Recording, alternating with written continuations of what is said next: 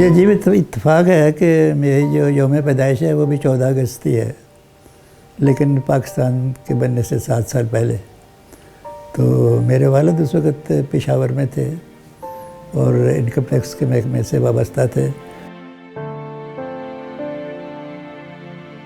لیکن پاکستان بننے سے پہلے ان کی ٹرانسفر دہلی ہو گئی۔ جس وقت پاکستان بن رہا تھا اس وقت ہم گجرات شفٹ ہو چکے تھے، کیونکہ ہمارے وہاں کچھ موروثی مقام گھر تھے، اور چونکہ والد صاحب دہلی میں تھے تو والدہ نے یہی بہتر سمجھا کہ ہم گجرات شفٹ کر جاتے ہیں۔ میرے ایک ماموں اور ایک چچا بھی ہمارے پاس آ گئے، کیونکہ بچے اور یہ خاتون اکیلی ہیں۔ تو جس یہ اس شام کا ذکر ہے کہ رمضان کا مہینہ چل رہا تھا، میری والدہ افطاری کے لیے سکنجبین بنا رہی تھیں، مجھے ابھی تک یاد ہے۔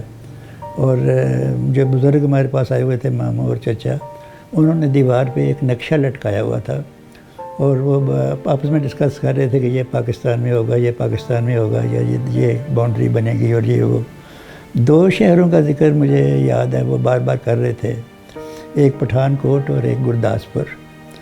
تو وہ یہ کہہ رہے تھے، آپس میں باتیں کرتے ہوئے کہتے، میں تو چھوٹا تھا، تو وہ کہہ رہے تھے کہ اگر یہ گرداسپور اور پٹھان کوٹ پاکستان میں آ جاتا ہے تو اس کا مطلب ہے کہ کشمیر بھی پاکستان کا حصہ ہوگا۔ لیکن پھر اگلے دن صبح 28 رمضان کو جب نقشہ بنا یا نقشہ ابھرا یا خبریں آئیں تو پتہ چلا کہ راتوں رات انگریزوں نے کوئی خباثت کر کے وہ علاقے انڈیا کو دے دیے۔ تو اس طرح وہ گرداسپور اور پٹھان کوٹ پاکستان سے کٹ گئے۔ نتیجہ یہ نکلا کہ کشمیر ایک الگ حصہ بن گیا۔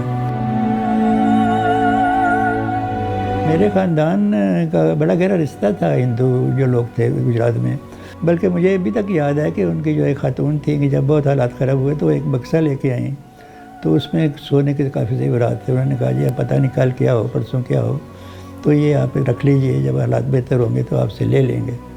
تو میری والدہ ڈر گئی، انہوں نے کہا نہیں میں نہیں رکھتی، کیونکہ لوٹ مار بھی بڑی ہو رہی تھی۔ تو جس شام کو یہ خبریں آ رہی تھیں کہ پاکستان بننے والا ہے یا برصغیر کی تقسیم ہونے والی ہے، تو گجرات میں کافی فساد ہو رہے تھے۔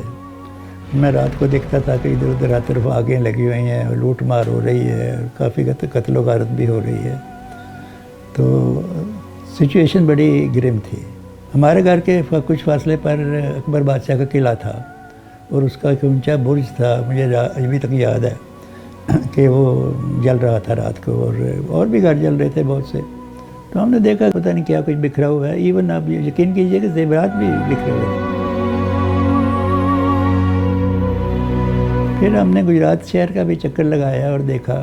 میرے ذہن میں نقش ہے کہ وہ جلی ہوئی لاشوں کو دیکھ کے میں اندازہ کر سکتا تھا کہ یہ بچہ ہے، یہ بوڑھا ہے، یہ عورت ہے، یعنی لاشیں جلی ہوئی تھیں لیکن بالکل انٹیکٹ تھیں، یہ نہیں کہ وہ لاشیں جلنے کے بعد بکھر گئی ہوں، وہ سب کچھ جسم میں۔ تو وہ نقشہ میرے ذہن میں ابھی تک ہے۔ انڈیا سے ایک گاڑی آ رہی تھی جو مسلمانوں کو لے کے پاکستان کی طرف، اس پہ کوئی جلندھر یا امرتسر کے درمیان حملہ ہو گیا بلبائیوں کی طرف سے، یار ہے سکھوں انہوں نے، تو اس کی بڑی قتل غارت ہوئی۔ جب یہ خبریں پاکستان میں پہنچیں تو فکر یہ ہوئی کہ جو گاڑی ادھر سے آ رہی تھی اس میں ہمارے والد صاحب بھی آ رہے تھے۔ وہ پھر والد صاحب کا کچھ پتہ نہیں چلا۔ ہفتہ 2 ہفتے گزر گئے، 3 ہفتے گزر گئے، 4 ہفتے گزر گئے، مہینہ گزر گیا، 6 مہینے گزر گئے، والد صاحب کا کچھ پتہ نہیں۔ 6 مہینے کے بعد والد صاحب اچانک ہمارے پاس پہنچ گئے گجرات، لٹتے پٹتے پیدل چلتے ہوئے، کبھی کسی ٹانگے پہ، کسی گھوڑے پہ، کبھی کچھ، بڑی مشکل سے وہ دہلی کا سفر لاہور تک انہوں نے کیا، اور جتنے قتل و غارت رستے میں ہوئی وہ آ کے بیان کر رہے تھے، اور ان کی بیان کرتے ہوئے وہ رو بھی رہے تھے، ان کی آنکھوں میں آنسو تھے، کیونکہ جو انہوں نے انسانیت کا حال دیکھا، اس کی نہیں پرواہ کہ ہندو تھے، مسلمان تھے، سکھ تھے، کون تھے، لیکن جس طرح انسانیت پہ ظلم ہوئے اور جو انہوں نے رستے میں دیکھا، وہ بیان کرتے ہوئے ان کی آواز لرز رہی تھی۔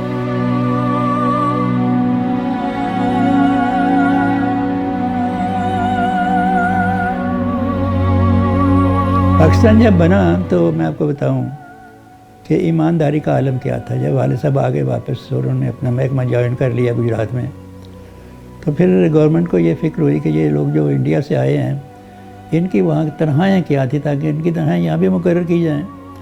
تو میرے خیال میں کوئی 25-30 لوگ تھے جو والد صاحب کے جاننے والے تھے، وہ سب آئے اور انہوں نے اپنی رپورٹ دی کہ ہم انڈیا سے اس وقت اتنے ساری تنخواہ لے رہے تھے.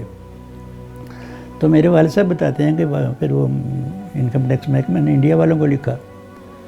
تو وہ کہتے ہیں کہ جب انڈیا سے رپورٹ آئی تو کسی ایک شخص نے اپنی تنخواہ غلط نہیں بتائی ہوئی تھی. ایمانداری سے جو مل رہا تھا وہی بتائی. یعنی ایک ایمانداری کا یا جذبہ کا یہ عالم تھا. تو اسی تنخواہ پہ پھر ان کا یہاں سلسلہ شروع ہوا. گجرات میں رہے, پھر ان کی ٹرانسفر لاہور ہو گئی, پھر ہم 48 میں لاہور آ گئے. ہر بندہ آنیسٹ تھا, بڑی آنیسٹی کے ساتھ کام کر رہا تھا. پھر نہ جانے کیا ہوا کہ ہمارے ملک کو نظر لگ گئی, اور میرے دیکھتے ہی دیکھتے وہ جو اتنے ہم فخر سے پاکستان زندہ باد اور لا الہ الا اللہ کے نعرے لگاتے تھے وہ دھیمے پڑ گئے. نعرے ہم اب بھی لگاتے ہیں لیکن ان میں وہ جذبہ نہیں ہے. تو کہنے کا مقصد یہ ہے کہ جس مشکل دور سے پاکستان کی جو بناوٹ ہے یہ گزری, بہت بڑی قربانیاں دی, بہت بڑی قربانی. یہ میں نے اندازہ نہیں لگایا سکتا کہ کتنی بڑی قربانی مسلمانوں نے دی. جو ادھر سے لوگ آئے, لوٹے پھوٹے آئے اور بہت خستہ حالے میں آئے. مکانوں کے مکان خالی پڑے ہوئے تھے, کوئی ان کو والی وارث نہیں تھا. تو اتنی گمبھیر صورتحال تھی کہ میرے خیال میں وہ لفظوں میں بیان ہی نہیں کی جا سکتی. یعنی اب اندازہ کیجئے کہ شہر ہے اور خالی ہے. تو اس طرح کے حالات میں پاکستان بنا اور میں دیکھتا رہا. تو یہ جو لمبی داستان میں نے آپ کو سنائی, تو میرا اپنے جو ینگ جنریشن ہے, جو بچے ہیں, ان کے لیے یہی پیغام ہے کہ پہلی بات تو یہ ہے کہ آپ دیانتداری کو اپنا شعار بنائیں, اور نمبر 2 اس ملک سے محبت کرنا سیکھیں, اور ان لوگوں سے رابطہ رکھیں جنہوں نے اس ملک کو بنتے دیکھا, ٹوٹتے دیکھا, اور اب جو حال ہے وہ دیکھا. تو آپ کے اندر ایک بیداری آئے کہ آپ نے اس ملک کو ری بلڈ کرنا ہے اور اسی جگہ پہ لے کے جانا ہے جہاں سے ہم نے اس کی ابتدا کی تھی, جہاں ایمانداری تھی, اس کے ساتھ محبت تھی, اور لا الہ الا اللہ پہ ہمارا پورا اعتبار تھا.